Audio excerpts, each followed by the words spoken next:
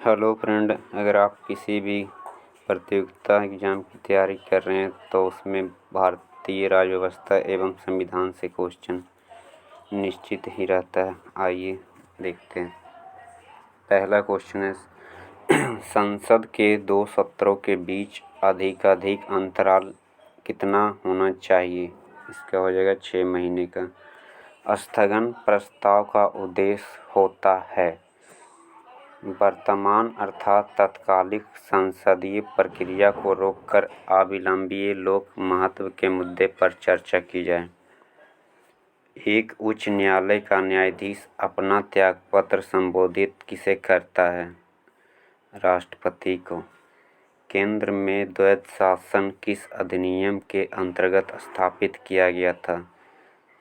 भारत शासन अधिनियम 1935।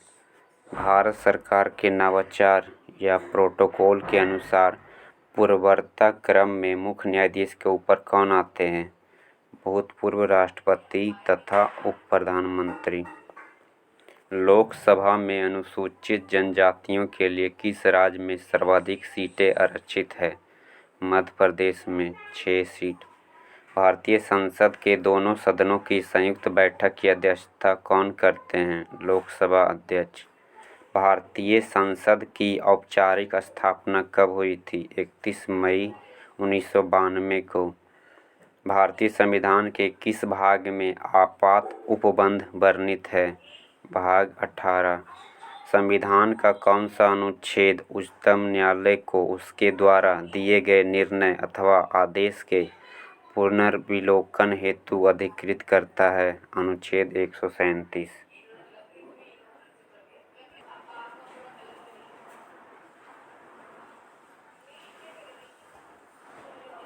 अपना त्यागपत्र देने के बाद केंद्रीय मंत्री को अपने त्यागपत्र के विषय में लोकसभा में व्यक्तिगत वक्तव्य देने के लिए किसकी अनुमति की आवश्यकता होती है? लोकसभा अध्यक्ष की। संविधान के किस अनुच्छेद के अंतर्गत शिक्षण संस्थानों में, जिसमें गैर सरकारी व गैर अनुदान प्राप्त भी सम्मिलित है, अनपिछड़ी अनुसूचित जाति व अनुसूचित जनजाति हेतु आरक्षण की सुविधा प्रदान की गई है? अनुच्छेद 15 के 5 में। राज्य के नीति निर्देशक तत्व एक ऐसा चेक है जो बैंक की सुविधा अनुसार अदा किया जा सकता है, किसने कहा था? के.टी. शाह ने। अनुच्छेद 75 के 3 के अनुसार मंत्रिपरिषद उत्तरदायी होती है किसके प्रति? लोकसभा के प्रति। जिला न्यायाधीश शब्द संविधान के किस अनुच्छेद में आया है? जिला न्यायाधीश शब्द संविधान के अनुच्छेद 233 में है। निवारक निरोध के अंतर्गत एक व्यक्ति को बिना मुकदमा चलाए अधिकतम कितने समय तक बंदी बनाए रखा जा सकता है? 3 माह तक। केंद्र एवं राज्यों के बीच वित्तीय विवादों के निपटारे हेतु मुख्य एजेंसी कौन है? वित्त आयोग। राष्ट्रीय मतदाता दिवस कब मनाया जाता है? 25 जनवरी को। दल बदल निरोधक अधिनियम लागू कब हुआ था? 1 मार्च 1985 को। संविधान के किस अनुच्छेद में यह व्यवस्था की गई है कि प्रत्येक राज्य शिक्षा के प्राथमिक स्तर पर मातृभाषा में शिक्षा की पर्याप्त सुविधाओं की व्यवस्था करने का प्रयास करेगा? अनुच्छेद 350 का।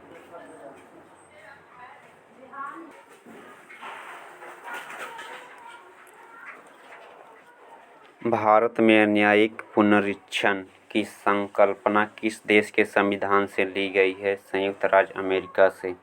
भारत में कौन सा निकाय या संस्था नागरिकता के अर्जन हेतु शर्तों को नियत करने के लिए सक्षम है? संसद। बंधुआ मजदूर उन्मूलन अधिनियम संसद से कब पारित किया गया था? 1976 में। 6 वर्ष की आयु से 14 वर्ष की आयु के बीच सभी बच्चों को शिक्षा का अधिकार है। संविधान के भाग 3 के अनुसार अनुच्छेद 21 के का के अंतर्गत मौलिक अधिकार।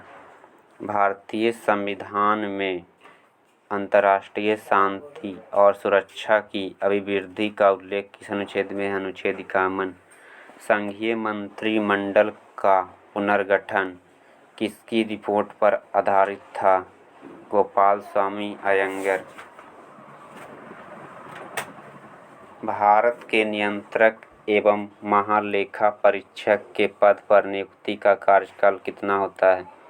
6 वर्ष या अधिकतम 65 वर्ष की आयु तक। राज्यसभा में उत्तर प्रदेश को आवंटन स्थान कितना है? 31। भारतीय संविधान के किस अनुच्छेद के अंतर्गत संसद के सदस्यों के विशेषाधिकार तथा उन्मुक्तियों को निर्धारित करता है? अनुच्छेद 105। राज्य सरकारों को कृषि आय पर कौन समानुदेशित करता है? भारत का संविधान के अनुच्छेद 274 के अनुसार कृषि आयकर या ऐसे कराधान जिनसे राज्य हितबद्ध है हेतु प्रावधान नियत है।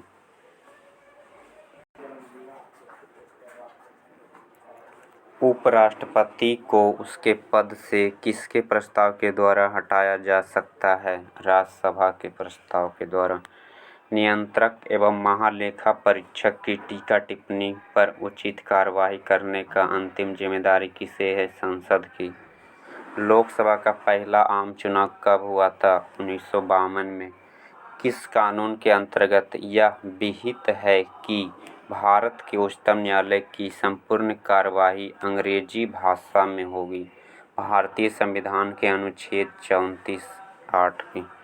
उच्चतम न्यायालय ने किस बाद में सीबीआई को एक पिंजराबंद तोते की संज्ञा दी थी? कोयला आवंटन बाद में। भारतीय संविधान के अनुच्छेद 170 के अनुसार किसी राज्य की विधानसभा के सदस्यों की न्यूनतम तथा अधिकतम संख्या क्रमशः हो सकती है 60 एवं 500। विधानसभा के सदस्यों की न्यूनतम 60 और अधिकतम संख्या 500। भारतीय संविधान के किस अनुच्छेद के अंतर्गत विधान परिषद की स्थापना या समाप्ति की व्यवस्था है? अनुच्छेद 169। संविधान का कौन सा अनुच्छेद मुख्यमंत्री के दायित्वों को परिभाषित करता है? संविधान का कौन सा अनुच्छेद मुख्यमंत्री के दायित्वों को परिभाषित करता है? अनुच्छेद 167। राज्य की संचित निधि का संचालन किया जाता है किसके द्वारा? राज्य विधानमंडल द्वारा। उच्च न्यायालय के न्यायाधीशों के वेतन और भत्ते दिए जाते हैं किस अनुच्छेद के अंतर्गत? अनुच्छेद 202 के 3 के घ के अनुसार राज्य की संचित निधि से दिया जाता है। उच्च न्यायालय के न्यायाधीश का वेतन राज्य की संचित निधि से दिया जाता है और इसके अनुच्छेद 202 में वर्णन है। भारतीय संविधान के किस भाग में त्रिस्तरीय पंचायतें बनाने की परिकल्पना की गई है? भाग 9 के अनुच्छेद 243 में वर्णन है कि त्रिस्तरीय पंचायत के बारे में। भारतीय संविधान में कौन सी एक अनुसूची में दल बदल विरोधी कानून विषयक प्रावधान है? 10वीं अनुसूची में। राष्ट्रपति की सिफारिश के बगैर कोई विधेयक जो कर लगा सकता है विधायिका में नहीं रखा जा सकता, यह प्रावधान है संविधान के अनुच्छेद 117 में। भारतीय संविधान में राज्यों को संघ की संकल्पना को प्राप्त किया गया है ब्रिटिश नॉर्थ अमेरिका अधिनियम 1867 से। भारत के संविधान का प्रारूप तैयार करने वाली संविधान सभा के सदस्यों को चुना गया था विभिन्न प्रांतों की विधानसभाओं द्वारा। भारतीय गणराज्य के संविधान का कौन सा अनुच्छेद व्यक्ति की प्राण एवं दैहिक स्वतंत्रता के संरक्षण से संबंधित है? अनुच्छेद 21। संसद की लोक लेखा समिति अपनी रिपोर्ट प्रस्तुत किसे करती है? लोकसभा के स्पीकर को। संविधान के किस प्रावधान में कहा गया है कि कोई कर विधि के प्राधिकार से ही अधिरोपित या संग्रहित किया जाएगा, अन्यथा नहीं? अनुच्छेद 265 में। ग्राम सभा का अभिप्राय है ग्राम स्तर के पंचायत क्षेत्र की निर्वाचक नामावली में पंजीकृत लोग। सामुदायिक विकास का पहला स्थापित कार्यक्रम था राष्ट्रीय प्रसार सेवा जो 1953 में किया गया था। भारत के संविधान में सम्मिलित संरचित सूची देन है। ऑस्ट्रेलिया के संविधान की संवर्ती सूची कहाँ से लिया गया? ऑस्ट्रेलिया के संविधान से। भारतीय संविधान के किस अनुच्छेद में राज्य सूची के विषय के संबंध में राष्ट्रीय हित में विधि बनाने की संसद की शक्ति का उल्लेख है? अनुच्छेद 249। संविधान में राष्ट्रपति पर चलाए जाने वाले महाभियोग की प्रक्रिया वर्णित है अनुच्छेद 61 में। भारतीय संविधान की 6ठी अनुसूची किन राज्यों के जनजातीय क्षेत्रों के प्रशासन से संबंधित है? 6ठी अनुसूची में 4 राज्य, इसमें मेघालय, त्रिपुरा, मिजोरम। भारतीय संविधान की 6ठी अनुसूची किन राज्यों के जनजातीय क्षेत्रों के प्रशासन संबंधित है? तो मेघालय, त्रिपुरा एवं मिजोरम। सरकारों द्वारा शुल्क एवं कर लगाने का अधिकार संविधान में किस अनुसूची में वर्णित है? 7वीं अनुसूची में। भारत में राज्य पुनर्गठन आयोग की संस्तुति के आधार पर राज्यों का पुनर्गठन कब किया गया था? 1946 में। कौन से राष्ट्रपति सर्वोच्च न्यायालय में उपस्थित हुए थे जब सर्वोच्च न्यायालय राष्ट्रपति के निर्वाचन विवाद की सुनवाई कर रहा था? बीबी गिरी। संघीय मंत्रिमंडल का पुनर्गठन किसकी रिपोर्ट पर आधारित था? एन गोपालस्वामी अयंगर। संसद की कौन सी समिति को भारत के नियंत्रक एवं महालेखाकार का एक मित्र एवं मार्गदर्शक कहा जाता है? लोक लेखा समिति को। भारतीय संविधान के किस अनुच्छेद के अंतर्गत भारत के नियंत्रक एवं महालेखा परीक्षक की नियुक्ति की जाती है? अनुच्छेद 148 के 1 में। संविधान के किस भाग में पंचायती राज व्यवस्था संबंधी प्रावधान दिए गए हैं? भाग 9 में। लॉकडाउन के दौरान भारत सरकार के द्वारा प्रयुक्त असाधारण शक्तियों को विधेयक आधार निम्नलिखित में किन कानून से प्राप्त हुआ?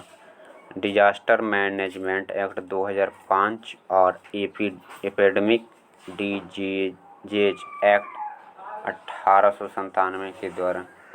संविधान के अनुच्छेद 3 के तहत संसद के एक कानून द्वारा संभव है नए राज्यों का गठन के बारे में, राज्यों के क्षेत्रों में परिवर्तन, राज्यों की सीमाओं में परिवर्तन।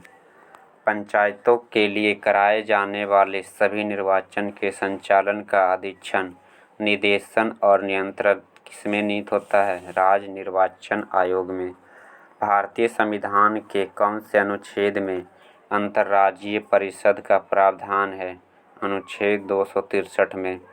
भारतीय संविधान के कौन से अनुच्छेद में प्रशासनिक न्यायाधिकरण का प्रावधान है? अनुच्छेद 332 के का में। भारतीय संविधान का कौन सा अनुच्छेद केंद्रीय सतर्कता आयोग का वर्णन करता है? कोई नहीं, संविधान में इसका वर्णन ही नहीं है। संविधान के किस भाग में संघ और राज्यों के अधीन सेवाएं संबंधी प्रावधान किए गए हैं? भाग 14 में। भारतीय संसद की सबसे बड़ी समिति है प्राक्कलन समिति। भारतीय संविधान के कौन से अनुच्छेद नागरिकता से संबंधित है? अनुच्छेद 5 से 11।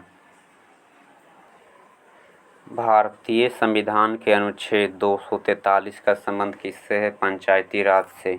राज्यसभा के सभापति का चुनाव किस निर्वाचक मंडल के द्वारा किया जाता है? संसद के समस्त सदस्य के द्वारा। राज्य के नीति निर्देशक तत्वों का उद्देश्य क्या है? लोक कल्याणकारी राज्य की स्थापना करना। राष्ट्रीय पंचायती राज दिवस कब मनाया जाता है? 24 अप्रैल को। 1950 के भारतीय संविधान के भाग सी में कितने राज्य थे? 11। भारतीय संविधान एक राष्ट्र का स्तंभ नामक पुस्तक को किसने लिखा है? ग्रेनविले ऑस्टिन ने। कौन सी समिति ने मूल कर्तव्य को संविधान में सम्मिलित करने का सुझाव दिया था? सरदार स्वर्ण सिंह समिति ने। संविधान के किस भाग को संविधान की आत्मा के रूप में माना गया है? प्रस्तावना को। राज्यसभा में कितने सीटें उत्तर प्रदेश से है? राज्यसभा में 31 सीट यूपी से है। बुलक कैपिटलिस्ट मतलब बैल पूंजीपति किसे कहा जाता है? उन किसानों को जिनके पास कुछ साधन तो है पर धनाढ़ नहीं है।